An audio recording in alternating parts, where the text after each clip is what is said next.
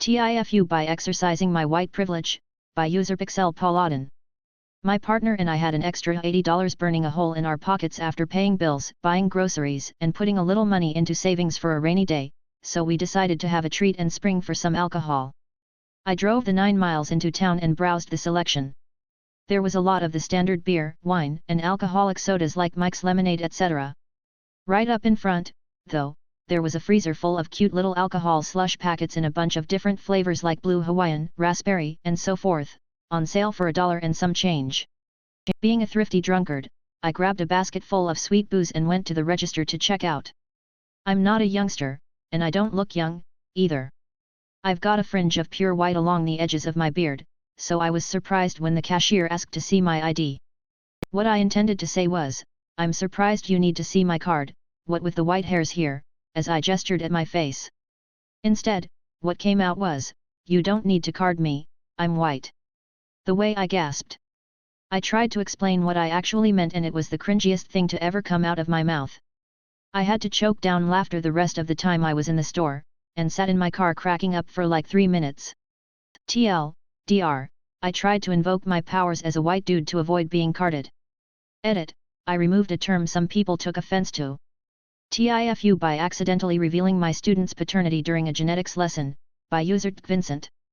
I'm a student supplemental instructor at my university for genetics. My job basically revolves around reinforcing concepts already taught by the professor as an optional side course. Earlier this semester while going over parental blood typing I got to explaining how having a blood type works as opposed to AO, half A, type A, or AA, full A, type A, in little genetics Punnett squares. I asked if anyone knew their parents' blood type to the class and someone raised their hand and told me that his father is AB and his mother is type A and that he is type O, which is impossible. I went through with the activity for some reason and ended up having to explain to him that the only way this can happen is if his mother is AO and his father was type O, AO, or BO. He now didn't know if he's adopted or if his mom cheated on his dad. After the session I walked over to the genetics professor's office and confirmed with her that this is impossible and she said she'd be mortified to try to tell him the truth behind that and hoped he was misremembering. Fast forward to today, a friend of his updated me and said that he confirmed the blood types has kept it to himself and figured out he wasn't adopted. I ruined how he sees his mother and I kind of feel guilty about it. At least he did well on his exam IG. TLDR, I teach genetics and a student of mine found out that his mother cheated on his father. He confirmed it and I potentially ruined a family dynamic. TIFU by wetting the bed of a guy I really like, by user just throw away. The title. I was nervous to go on a date with this cute guy which I made the genius decision to drink more than I should have on our dinner date. This resulted in me getting very inebriated very quickly. After he invited back to his place where I passed out in his bed, I awoke to an unmistakable sensation. Myself, his bed, and the pants he let me wear to bed was soaked in pee. I freaked out on the inside but figured it was probably best to wake him up and come clean. He was actually nice about it, changed the sheets and gave me some clothes to change into. He said he would like to see me again but I can't tell if he actually meant it or if he's just being nice. In retrospect it could have been worse but I'm so embarrassed about it. If anyone has any similar stories to make me feel less like an idiot I would greatly appreciate it. TLDR, had a little too much to drink on the first date, slept over at a guy's house and wet his bed. TIFU by expanding my toddler's vocabulary, by user Let's Goyoa. My little guy is not quite 2 and is, as most toddlers are, obsessed with doing what daddy does. Daddy does dishes equals I like doing dishes too. Daddy does laundry equals I must help washer dryer too. I was letting him help with the dishes last night because it was keeping him happy while my wife rested to deal with a migraine. I figured it was a good experience for him to splash around a bit. I zoned out for just a second and suddenly I see a flash of glass. I instantly realized oh crap he got the fragile shot glass and asked him can daddy have that. He sort of tossed it at me, which I wasn't expecting, so it fell into the sink and bounced around while I tried to nab it. To my horror, it fell into the garbage disposal just perfectly so that it would be a bitch to take out. My brain fused god damn it and fuck and it bypassed my PG detector so I just kind of yelled god fuck it. I am not proud. I try my best to avoid that. Little dude looked at me with the most inquisitive eyes. He looked back at the trash obliterator 9000 with the glass in it. He asked so innocently, God fuck it, while pointing clearly at the most unfuckable device known to man unless you want to blend your penis. I gotta admit, it caught me off guard so I couldn't help but laugh. He is a comedian so he knows it was funny, so he got a big smile and kept repeating it. I know he will bring that up again someday when it is least appropriate, sad face. Dr. I blurted out something unholy and now my child thinks the Lord wants to stick his dick in the garbage disposal. TIFU by offering my dying friend my spare bedroom, by user trapped_mechanic. So, I've kind of posted about this in other threads, specifically on r/iscredit, but by some user's request, I will do my best to fully relay this entire tale up to the current point, as well as provide as much context I am able, and will provide missing context if asked in comments. A friend of mine of 4 years drank himself into liver failure and his wife cheated on him, so I offered him a free room to try and put his life back together, and I was repaid for the thought with a divorce of my own, but honestly, it's probably not that bad. Part 1, Context. Me and my wife have been together since early 2014, and married in late 2017. We have been through much together, including 2 extended deployments, one of which was 10.5 months long. We have traveled the world together, lived on both coasts of the US, and despite much of our struggles and how things eventually went down, I was always convinced we would work as a team to overcome any issues. The friend in question was, largely, an online friend. We met playing an MMO during COVID and we quickly formed a very tight-knit, but small, community that were very close that included me, my wife, my friend, his wife, and 4 other friends. COVID was a wild time and I was surprised how easy it was to form friends in this group and we kept in touch, as a whole, even once quarantine had ended and most of us had moved on from that particular game. This was a group that, while it started online, we have met most of these people several times IRL and had vacations to spend time together and just hang out. Part 2, His Problems. Fast forward to about January of 2024.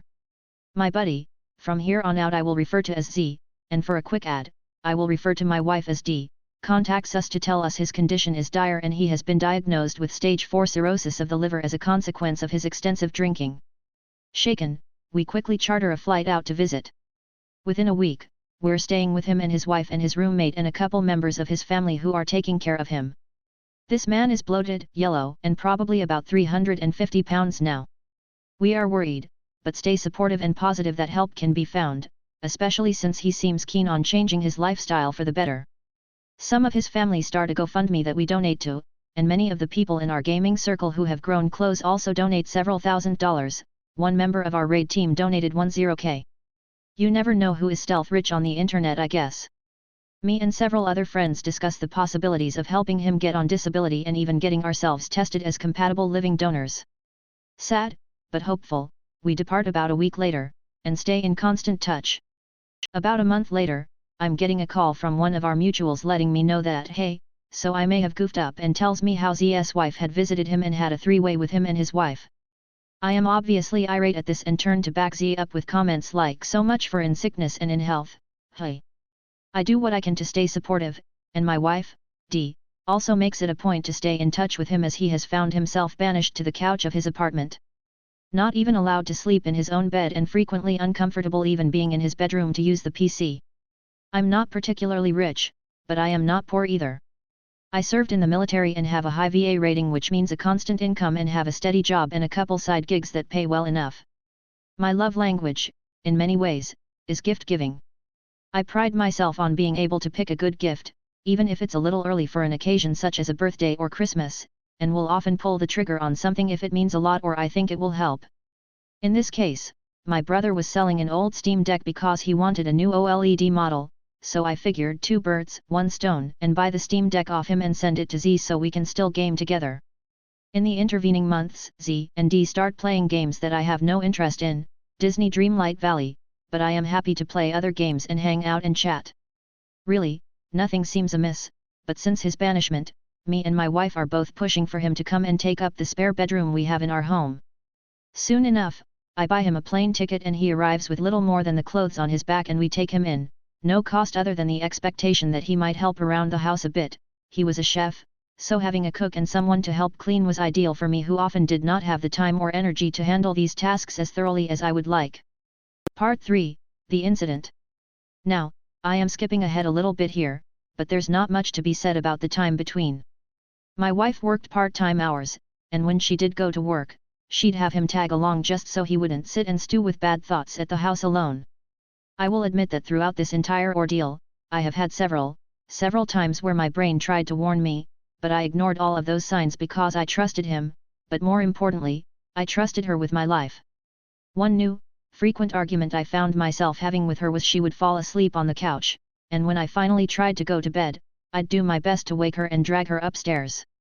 These became extremely frequent occurrences and I expressed to her how frustrated I was that I had to fight with her just to come to bed so we could sleep. Mind you, this is not even about sex. Often I'm taking her to bed at like 1 AM and I work at 7, so I really just wanted her to be sleeping in the bed. Hell, one time, I started catching the vibes that the longer I sat and waited for her to be ready to go upstairs, she just never would be, because they were waiting for me to leave so they could talk in hushed tones. On that particular night, I went upstairs alone with her finally awake, and she did not join me for another half hour. Finally, the day arrives. It's Sunday. We are all downstairs hanging out. One of their newest habits I can't really stand but just dealt with is that she'd sit and crochet while he doom-scrolled or strummed on a guitar I bought him and listened to music videos on YouTube endlessly. Eventually, I grow weary and give my wife a kiss and tell her I'm gonna go upstairs and play some GW2 for a bit. About an hour passes, and she enters the game room and tells me I am uncomfortable. I really need to talk to you. Oh, you're dying. As she entered the room, I immediately turn face to talk to her and disregard the game, but she decided that my char was more important than what was about to happen, so she of course warns me. We step into the bedroom and close the door. You're going to hate me, she says through tears. Me and Z kissed. At this point, my brain short-circuits and I recall one of my first thoughts being, oh Lord, here we go, and just a general desire to not be a part of this conversation. Shock sets in almost immediately. Still with a healthy dose of denial, I talked to her about what had happened and told her that it needed to end. Even at this point, I did not want to send this man home. Was it shock? Denial? Probably a mixture of the two, or some other additional emotional responses. She gets up after some discussion and goes downstairs, promising to shut him down, but comes back about 15 minutes later sobbing I couldn't do it. I couldn't end it.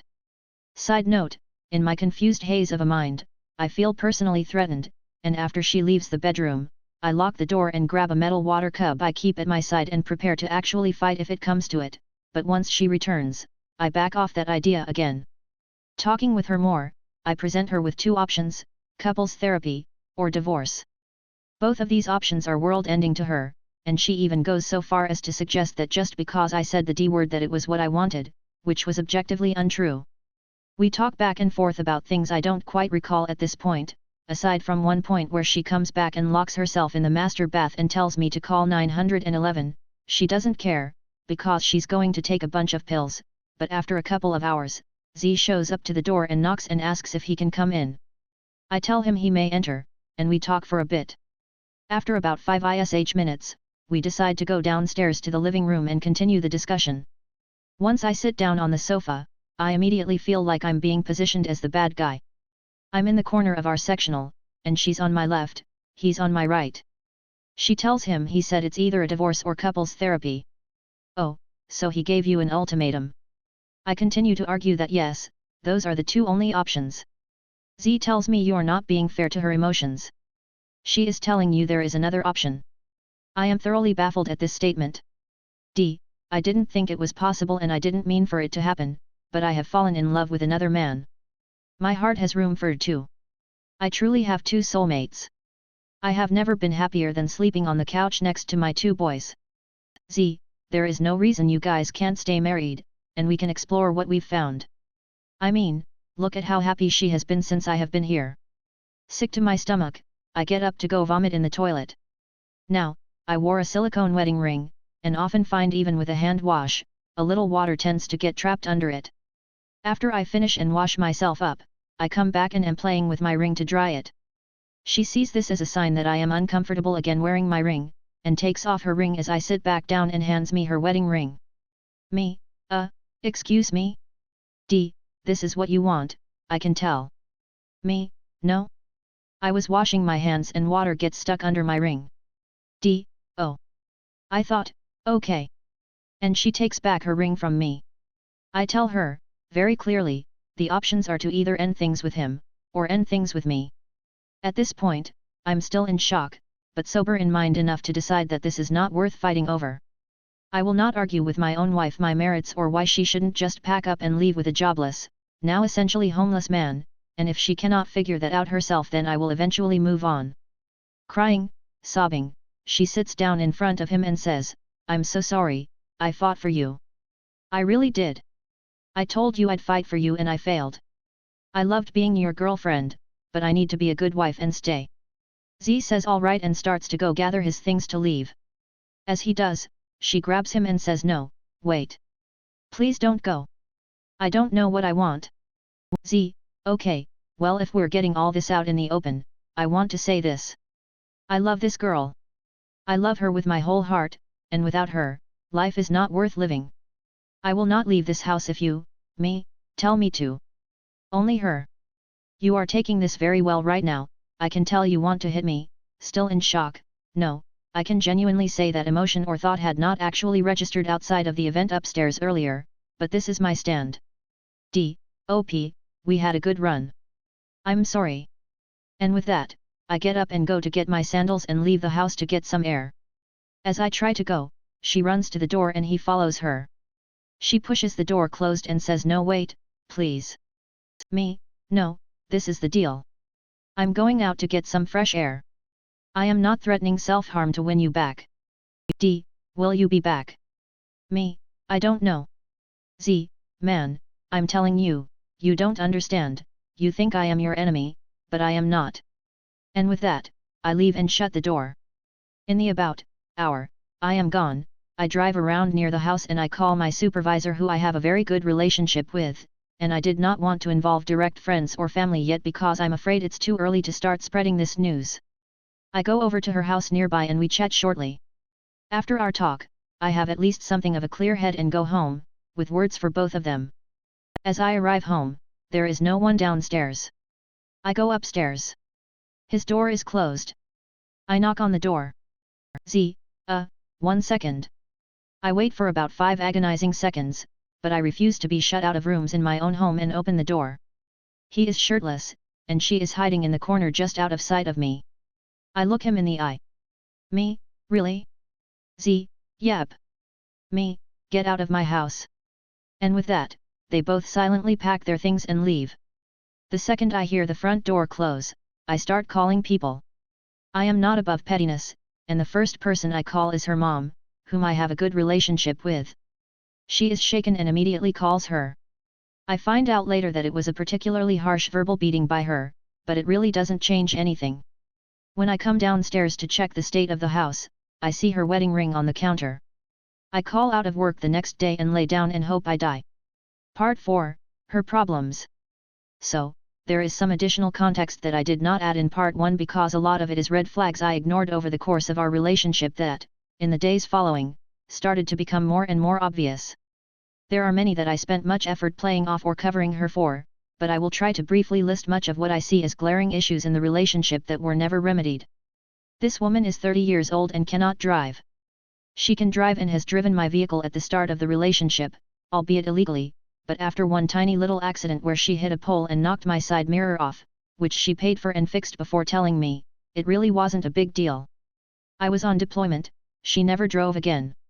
Attempts to get her behind the wheel would end very quickly after they started, and the conditions to get her in the seat were often extremely time-limited, scheduled, or something would come up, and every time I told her okay, this month we're getting your license for sure, it just wouldn't happen and I'd end up feeling like the one who was at fault. She does not have her bachelor's degree because she did not turn in her final project for one single class. Not only that, but she has never truly pursued a career with the things she learned from the coursework, or even used her AA. For half of the relationship, she did not work at all. When she did, it was often part-time work, and if she was saddled with full-time hours or, God forbid, overtime, it was a world-ending affair. She would come home and constantly be tired from her few hours at work and would do little more than sit around and crochet. Our agreement when we bought our house was that she was going to work full-time and we were going to split household duties, but I would definitely scoop the cat box because she was allergic, but she wanted cats, and wash dishes, because she hated them, and she would do laundry, because I hated it. In practice, All her version of laundry turned out to be was to throw loads in when one of us was out of clothes and just hit wash and then rotate, and then leave all the clothes in a pile on the bed. Everyone knows folding the laundry is the worst part. Come on. Men's clothes are easy. I don't wear that much. When we would fold, I often finished in a third of her time and would just hang out and chat until she was done.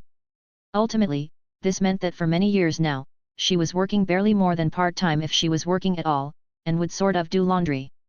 Meanwhile, I am scooping litter, folding laundry, doing dishes, doing all related yard work, doing all the household cleaning, handling all the finances. I did most of the cooking, and all of the grocery shopping, often going alone, driving her from work if I could, she'd Uber it if not, and picking her up and driving her home, as well as just generally being a chauffeur for her for 10 years, while working a full-time job and a side gig online. Many nights I'd have to stop what I was doing to pick her up at closing hours, and then would sit in the parking lot for 30 minutes while she did tasks like vacuum her little crystal shop that she definitely could have done before close so I didn't end up waiting so damn long.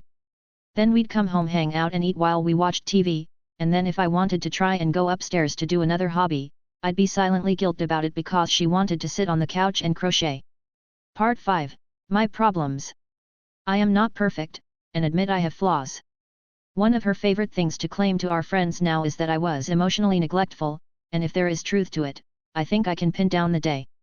Before I started working full-time again, I was going to school on the 9/11 GI Bill. I was not a good student in my younger years, but in time, I have become rather good at school. My first 2 semesters back I easily maintained a 4.0 GPA.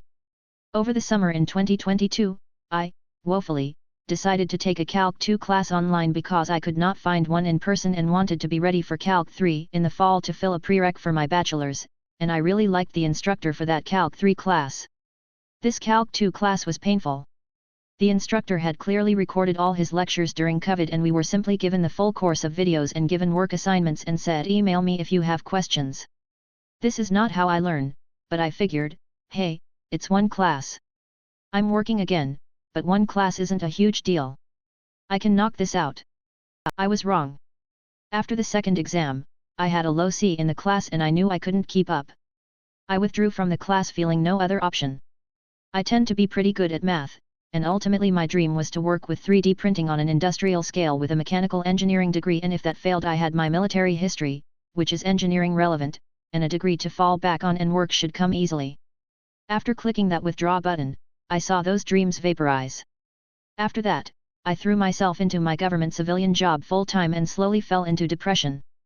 By the end of our relationship, with the toll of doing 99% of the work around the house and for her and with my dreams dead and buried, at age 33, I would wake up and pray I died. I would never kill myself, but I wanted to just die. I felt backed into a corner. I still did everything I could to support her and hoped that one day, she would pick up some of the load and maybe, just maybe, I could go back, but that day did not come, at least not in the way I expected. Part 6, The Aftermath.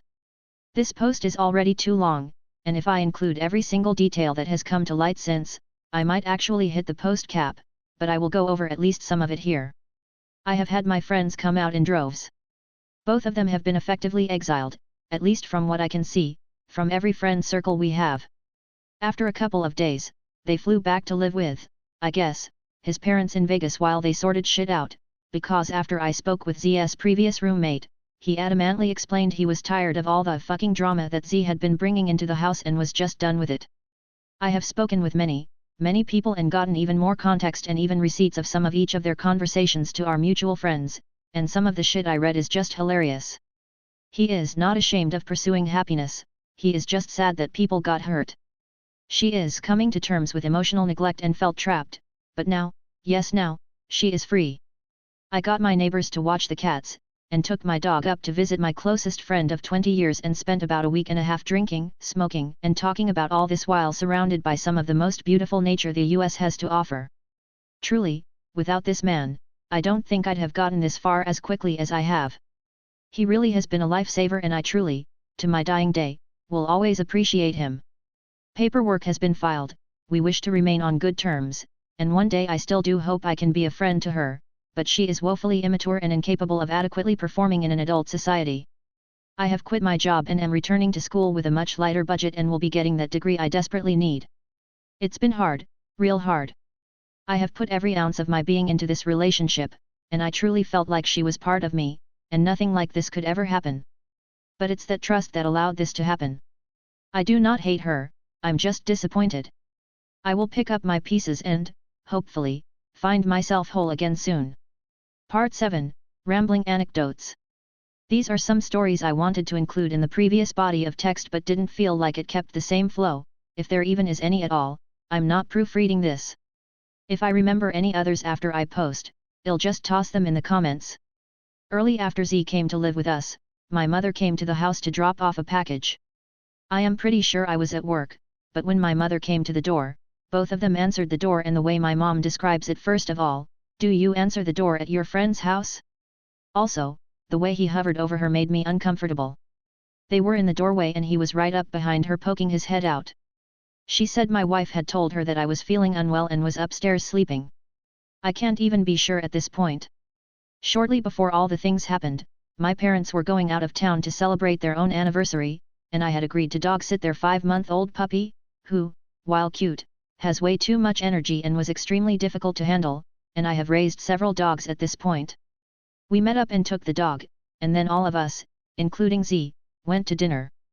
At dinner, my mother looked at my wife and asked, directly, and so how long have you been married? 6, almost 7 years? Well, at least you missed that 7-year itch, huh? And my wife shortly followed with a comment about how she was not hungry and did not eat dinner that night. All of this happened while this crazy puppy was running around the house, and part of me thinks he pushed this to happen when it did because he could not stand having to help take care of this dog any longer. 2 days. About a week after all this happened, my wife did not text or call me, or respond to any messages or emails I sent her. I didn't send many, but they exist.